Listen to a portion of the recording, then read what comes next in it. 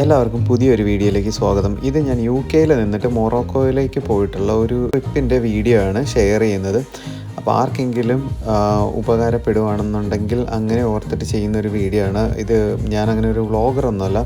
അപ്പോൾ ഇതിനകത്ത് എന്തെങ്കിലും തെറ്റുകുറ്റങ്ങൾ അല്ലെങ്കിൽ ഡീറ്റെയിൽ എന്തെങ്കിലും മിസ്സാവുകയാണെന്നുണ്ടെങ്കിൽ ക്ഷമിക്കണം. ഞാൻ UK-യിലെ വെയിൽസ് എന്ന് പറയുന്ന സ്ഥലത്തുള്ള സ്വാൻസി എന്ന് പറയുന്ന ഒരു സിറ്റിയിൽ നിന്നിട്ടാണ് മൊറോക്കോയിലേക്ക് പോകുന്നത്. അപ്പോൾ എനിക്ക് അടുത്തുള്ള എയർപോർട്ട് എന്ന് പറയുന്നത് ബ്രിസ്റ്റൾ എയർപോർട്ടാണ്. അപ്പോൾ ഞാൻ ബ്രിസ്റ്റൾ എയർപോർട്ടിൽ നിന്നിട്ടാണ് മൊറോക്കോയിലെ മറാക്കേഷ് എന്ന് പറയുന്ന ഒരു സിറ്റിയിലേക്കാണ് ട്രാവൽ ചെയ്യുന്നത്.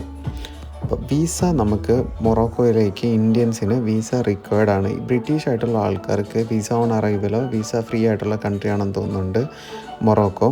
പക്ഷെ നമുക്ക് വിസയുണ്ട്. അപ്പോൾ വിസ അപ്ലൈ ചെയ്യുന്നത് വളരെ ഈസിയാണ്. നമുക്കത് ഓൺലൈനായിട്ട് അപ്ലൈ ചെയ്യാൻ പറ്റും. ഗൂഗിളിൽ പോയിട്ട് മൊറോക്കോയുടെ വെബ്സൈറ്റ് നമുക്ക് ഗൂഗിൾ സെർച്ച് ചെയ്യുമ്പോൾ നമുക്ക് അതിലേക്ക് കിട്ടും. അതിൽ നമ്മൾ ബേസിക് ആയിട്ടുള്ള ഡീറ്റെയിൽസ് കൊടുത്തു കഴിയുമ്പം നമ്മൾ വേറൊരു വിൻഡോയിലേക്ക് അവർ ഗൈഡ് ചെയ്യും. അപ്പോൾ ആ വിൻഡോയിലേക്ക് പോയി കഴിഞ്ഞിട്ട് നമ്മളുടെ ഡീറ്റെയിൽസ്, പാസ്പോർട്ട്, അങ്ങനെയുള്ള ബാക്കിയുള്ള ഡീറ്റെയിൽസൊക്കെ കൊടുത്തു കഴിഞ്ഞാൽ പേയ്മെൻറ്റ് വരും. പേയ്മെൻറ്റ് കഴിഞ്ഞ് നമുക്ക് നേരെ വിസ ആപ്ലിക്കേഷൻ ചെയ്യാം. എനിക്ക് വിസ ആപ്ലിക്കേഷൻ ചെയ്തതിന് ശേഷം സെക്കൻഡ് ഡേയിൽ എനിക്ക് ഒരു മെയിൽ അവരയച്ചു. അപ്പോൾ അതിൻ്റെ അകത്ത് പേര് ഞാൻ കൊടുത്തതിൻ്റെ അകത്ത് ചെറിയ മിസ്റ്റേക്ക് ഉണ്ട്. അപ്പോൾ അത് അവർ തിരുത്തണം എന്നും പറഞ്ഞിട്ടാണ് അവരെനിക്ക് മെയിൽ അയച്ചു തന്നത്. അപ്പോൾ അവർ ആ ആപ്ലിക്കേഷൻ നമുക്ക് വീണ്ടും റീ ഓപ്പൺ ചെയ്തിട്ട് വീണ്ടും അപ്ലൈ ചെയ്യാൻ വേണ്ടിയിട്ട് ഒരു ഓപ്ഷൻ തന്നിരുന്നു. അപ്പോൾ ഞാൻ അങ്ങനെ വീണ്ടും അപ്ലൈ ചെയ്തു. പക്ഷേ അത് വീണ്ടും ശരിയായില്ല. എന്നിട്ട് അവർ നമുക്ക് വീണ്ടും ഒരു മെയിൽ തിരിച്ചയച്ചു. അപ്പോൾ അവർ പറഞ്ഞു ഇതിങ്ങനെയല്ല, ഒന്നും കൂടെ ശരിയാക്കണമെന്നും പറഞ്ഞിട്ട് നമുക്ക് അയച്ചു. അപ്പോൾ ഞാനത് വീണ്ടും ട്രൈ ചെയ്തു. അപ്പോൾ വീണ്ടും ചെയ്ത് കഴിഞ്ഞപ്പോഴേക്കും അങ്ങനെയാണ് ശരിയായത്. ഏകദേശം 60 പൗണ്ടാണ് വിസ ഫീസായിട്ട് വന്നത്. ടിക്കറ്റ് ഞാൻ എടുത്തത്, ഞാൻ പോയ ഫ്ലൈറ്റ് എയർലൈൻസിൻ്റെ പേര് TUI എന്ന് പറഞ്ഞിട്ടാണ്. അവർ നോർമലി ഹോളിഡേയ്സ് ഒക്കെ ചെയ്യുന്ന ഒരു ഗ്രൂപ്പാണ്. അവരുടെ തന്നെ ഫ്ലൈറ്റിനാണ് ഞാൻ പോയത്. ഞാൻ പാക്കേജ് എടുത്തല്ല പോയത്. ഞാൻ ഒരു റോഡ് ട്രിപ്പ് ഇൻഡിവിജ്വലായിട്ട് ഞാൻ തന്നെ പ്ലാൻ ചെയ്തിട്ടാണ് ഞാനിവിടുന്ന് പോയത്. അപ്പോൾ ഞാൻ പാക്കേജ് ഒന്നും എടുത്തിട്ടില്ല.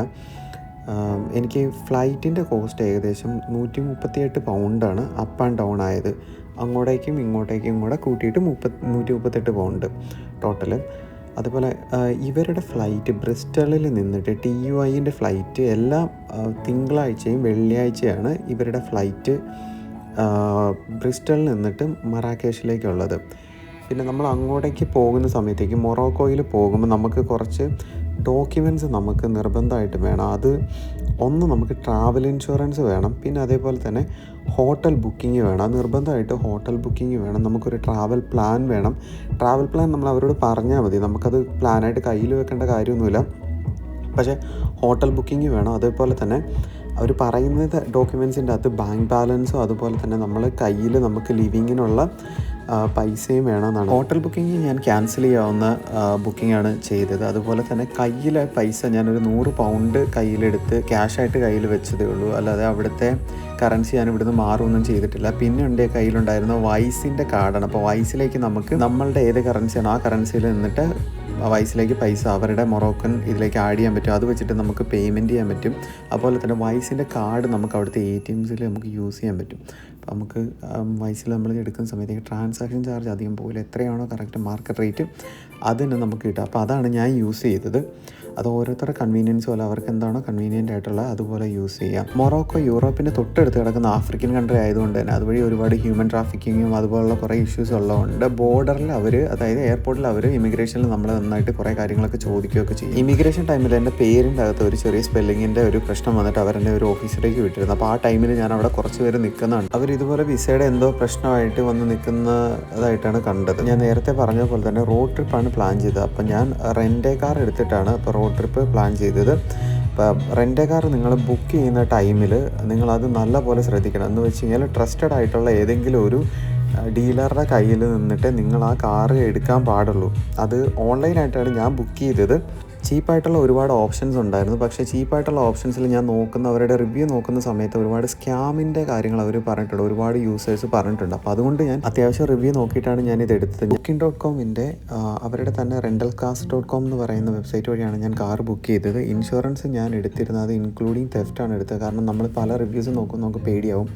അപ്പോൾ അങ്ങനെ നോക്കിയിട്ടാണ് എടുത്തത്. പിന്നെ ഇവരുടെ ലാംഗ്വേജ് എന്ന് പറയുന്നത് ഫ്രഞ്ചും അറബിക്കുമാണ്. അപ്പോൾ ഇവിടെ ഇംഗ്ലീഷില്ല. അപ്പോൾ എന്തെങ്കിലും ഇഷ്യൂസ് വരുവാണെന്നുണ്ടെങ്കിൽ ചിലപ്പോൾ നമുക്ക് കമ്മ്യൂണിക്കേഷനും അടക്കം പ്രശ്നം ഉണ്ടാകുന്നത് കൊണ്ട് നമുക്ക് ഏറ്റവും നല്ലത് ഒരു ഇൻഷുറൻസ് എടുത്തിട്ട് പോകുന്നതാണ്. അതാണ് എൻ്റെ അഡ്വൈസ്. ഞാനും എൻ്റെ വൈഫും കൂടെയാണ് മൊറോക്കോ പോയത്.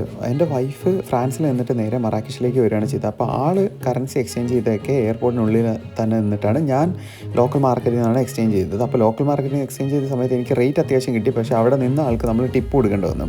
ടിപ്പ് കൾച്ചർ ഭയങ്കരമാണ് ഇവിടെ. ഞാൻ വരുന്ന വീഡിയോയിൽ അതൊക്കെ നിങ്ങൾക്ക് എക്സ്പ്ലെയിൻ ചെയ്തു തരാം.